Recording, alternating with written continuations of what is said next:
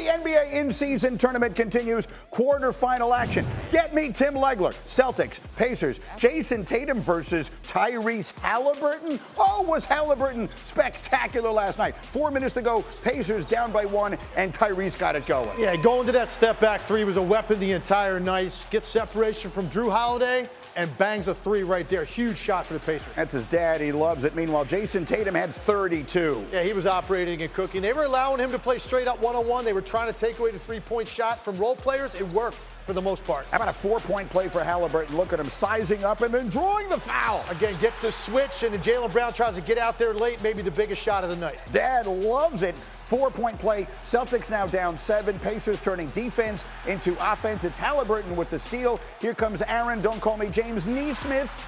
Halliburton with a triple-double, first of his career. 26 points, 13 assists, 10 rebounds. Pacers win.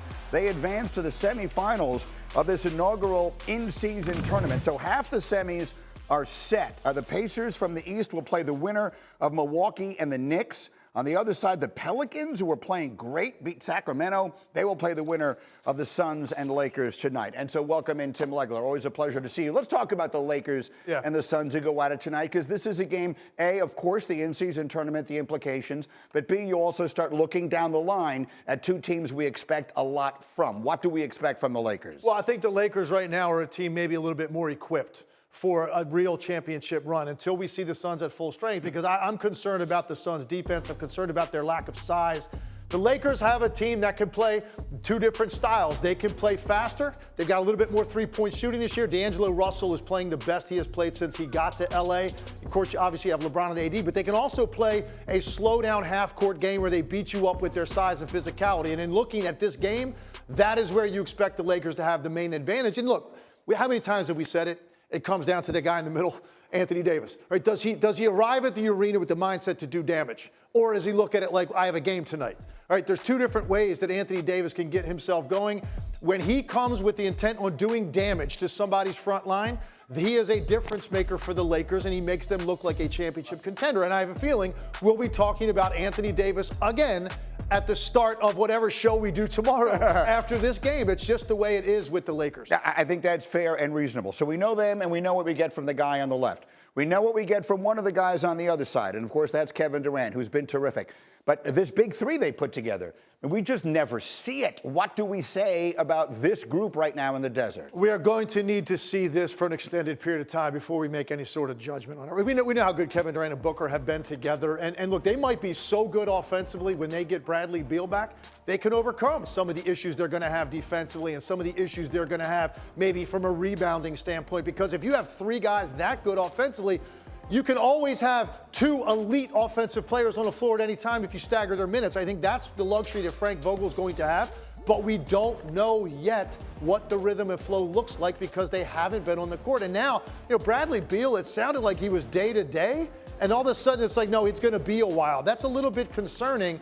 Still plenty of time left in the season. So as long as we get an extended stretch, at least 20 games together, you can make a determination on where the Suns rank in the West relative to the Lakers and Nuggets. That's really what this is about. How many times have we had a conversation in the last few years about a team involving Kevin Durant in which we said, well, if we ever see them together for an extended period of time, then who knows how good they might be? It's got to be frustrating for a guy who generally does show up. All right, so if I told you, I'm putting you on the spot. Yeah. I told you right now, we're going to see Lakers Suns tonight. A little different stakes with this in-season tournament and everything else.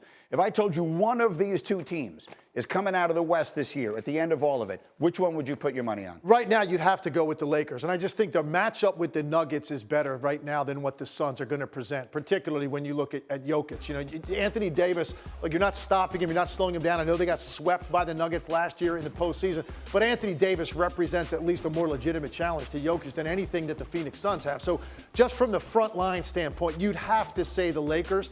Possessions slow down, give me the team that's got more physicality. But again, I reserve the right to change my mind on this once I see what it looks like with Bradley Beal, because you're talking about a team that potentially could be one of the greatest offensive machines this league has ever seen. And if that's the case, I don't know that you need to be elite defensively anymore to potentially win a championship. That's not the way the league is set up. It's set up to value scorers, and that's what Phoenix can put on the floor, unlike any other team in this league, but we just haven't seen it, Greeny. I think this is a great gauge for what we're going to see later on down the road, because we're all trying to figure out who is the biggest challenger to the Denver Nuggets, right? Regardless of Denver's record, we all expect Denver to be there at the end, a conference finalist, maybe a repeat champion.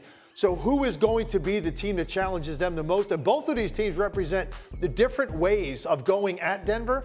And now we're going to see a contrast in styles. For Phoenix, it's all about the firepower of Durant and Booker and eventually Bradley Beal. And they're really going to beat you by outscoring you for the most part. They're not super physical. They're not very big. They're not a great defensive team, but they can light you up against the Lakers, who can beat you in a different way, physically, playing inside out with LeBron James, Anthony Davis, sort of dominating their front line. And so the contrast in styles is what I want to see tonight. Lakers made a bunch of additions in the offseason, and that's what we also want to see. Is their depth better than it was a year ago when they were swept by the Nuggets? We continue to use the word if connected to the Suns so often and so many times, because we just haven't seen this big three put together. But if and when we do, could they be as good an offensive team as what? I mean, what? Potentially, they have a chance to be one of the best offensive teams this league has ever seen. Yeah. I mean, you look at right now what even Indiana is doing. They're breaking records in terms of their efficiency and pace.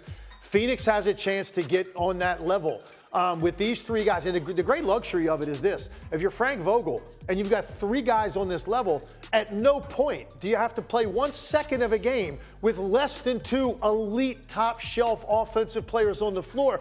No one can match the firepower at the top of the roster that the Phoenix Suns have once Bradley Beal is on the court. It's a little concerning that this went from a day-to-day injury to who knows when he's going to come back.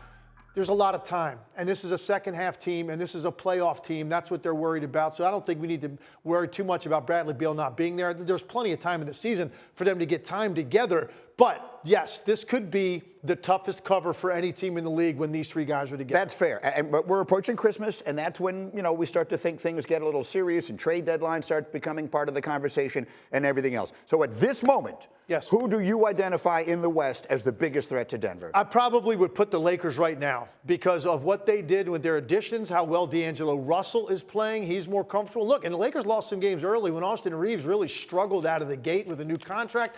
I think he's starting to play better. Ultimately, because of the size and physicality of the Lakers and because of LeBron James' unique ability to control the games the way that he does, particularly if it slows down, right now I would say the Lakers. But we need to see. I'm reserving the right to change my mind on the Phoenix Suns when we get into the second half of the year. I originally picked the Phoenix Suns to play Denver in the conference finals before the season. I need to see what that looks like. We haven't, so I'm not going to sit there and say I'm locked into the Lakers being a better pick than the Suns. But right now, today, as we sit here, they clearly are. There have been some interesting early season surprises. Minnesota's been so good. OKC. Keep an eye on New Orleans. If they should stay healthy, it's going to be good stuff. Thank you, Legs. Yes, sir. Great to see you as we go. Wanna try to boast at what I look like. Think I'm gonna try to wear, I pull up all brains. Jimmy with the heat, I'm on fire. It's NBA, I'm a ESPN.